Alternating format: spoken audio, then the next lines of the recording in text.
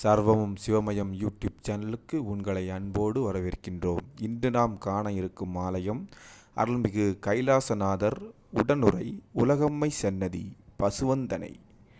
இது தூத்துக்குடி மாவட்டத்திலிருந்து மதுரை செல்லும் சாலையில் 40 கிலோமீட்டர் தொலைவில் அமைந்துள்ளது.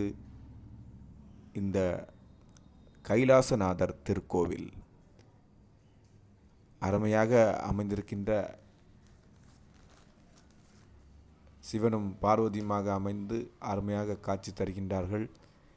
இதன் தல வரலாறு என்று பார்த்தோமானால், இங்கு கூட்டமாக பசுக்கள் முன்னொரு காலத்தில் அடர்ந்த ஒரு காடாக அமைந்திருந்த பொழுது பசுக்கள் கூட்டமாக வந்து மேய்ந்து அது ஒரு மரத்திற்கு அடியில் தானாக பால் சுரந்து அதன் மடி தானாக இறைவன் இருக்கும் இடத்தில் சென்று அந்த மரத்துக்கு அடியிலே தினசரி பாலால் அபிஷேகம் செய்து வந்தபோது அது அங்கிருந்த ஊர் மக்கள் அதனை பார்த்து தினமும் இந்த மரத்திற்கு அடியிலே சுயம்புவாக வீற்றிருக்கின்ற சிவபெருமானுக்கு அது அபிஷேகம் பண்ணிட்டு வந்தது என்று தெரிய வந்து அதை துலக்கி எடுத்து கோயிலாக கட்டி அருமையாக கட்டி சுயம்புவாக வந்தவர். ஆகவே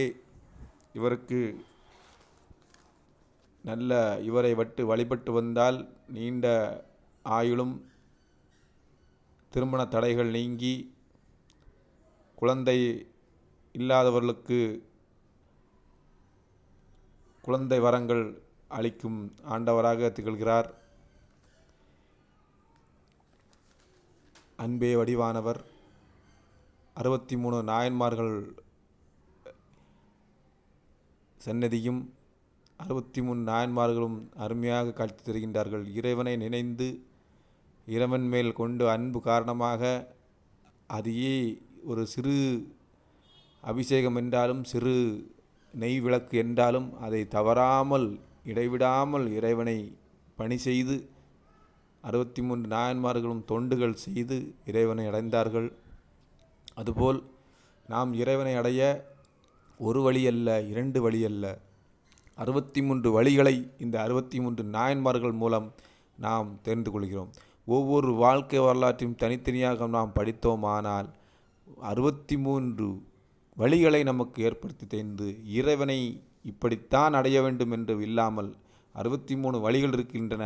அந்த வழிகளை ஏதாவது ஒரு வழியை பின்பற்றினாலே போதுமானது என்று நாம் 63 நாயன்மார்கள் மூலம் மீண்டும் இந்த நேரத்திலே தெரிய வழித்து கொண்டு நாம் மனிதனாக இருந்து இறைவனை அடைய வேண்டிய லட்சியங்களை இதன் மூலம் நாம் பெருக்கிக் கொள்ள வேண்டும் என்ற காரணத்துக்காகத்தான் 63 நாயன்மார்களின் சிலையை மீண்டும் ஒவ்வொரு சிவனாலயங்களிலும் இடதுபுறமாக நீங்கள் சென்று வழிபடும் பொழுது 63 நாயன்மார்களுடைய சிலைகளும் அங்கே வைக்கப்பட்டிருக்கும்.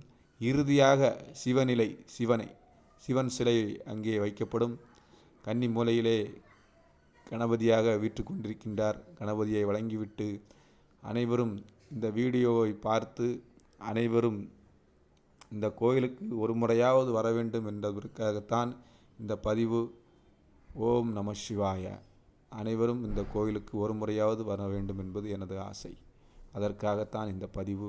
ஓம் நம சிவாய, ஓம் நம சிவாய, ஓம் நம சிவாய, ஓம் நம சிவாய.